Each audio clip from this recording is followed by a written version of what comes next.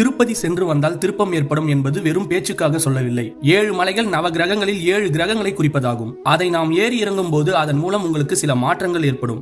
முதலில் திருப்பதியில் முடிக்காணிக்கை கொடுத்தது யார் என்பதை தெரிந்து கொள்வோம். ஒருமுறை பெருமாள் புற்றில் அமர்ந்து தியானம் செய்து கொண்டிருந்த போது பசு ஒன்று அவருக்கு தினமும் பால் சுரந்து தாகம் தீர்த்தது. அந்த மாட்டின் சொந்தக்காரன் பசு வீணாக புற்றினில் பால் சுரப்பதைக் கண்டு கோபமுற்று தன் கையில் இருந்த ஆயுதத்தை எறிந்தான். அது புற்றினுள்ளே இருந்த பகவான் சீனிவாசன் மீது பட்டது. இதனால் அவர் தலையில் சிறு காயம் உண்டாகி தலையில் இருந்து கொஞ்சம் முடியும் சிதைந்தது. ஒருமுறை பெருமாளின் மகிமையை கேள்விப்பட்டு அவரை தரிசனம் செய்ய நீலா என்கிற நீலாந்திரி மலையின் இளவரசி வந்தாள். அப்போது பெருமாள் சயனித்திருந்தார். காற்றில் அவரின் முடி களைய தலையில் சிறு பகுதி முடியின்றி இருப்பதைக் கண்டு அதிர்ச்சி அடைந்தாள். இது பெருமாள் முகத்திற்கு ஒரு குறையாக இருப்பதாக உணர்ந்தாள். உடனடியாக தன் தலையில் இருந்த முடியை வேரோட வருமாறு வலிமையாக பிடுங்கினாள். அந்த முடிகளை முடிகளற்ற பெருமாளின் தலையில் வைத்து தன் பக்தி உண்மையானால் இந்த கேசம் ஒட்டி கொள்ளட்டும் என்று வேண்டிக் கொண்டாள். அடுத்த கணமே அந்த முடி அவர் தலையில் ஒட்டி கொண்டது. இதுவே திருப்பதியில் முடி காணிக்கை கொடுக்கும் தொடக்கமாகும்.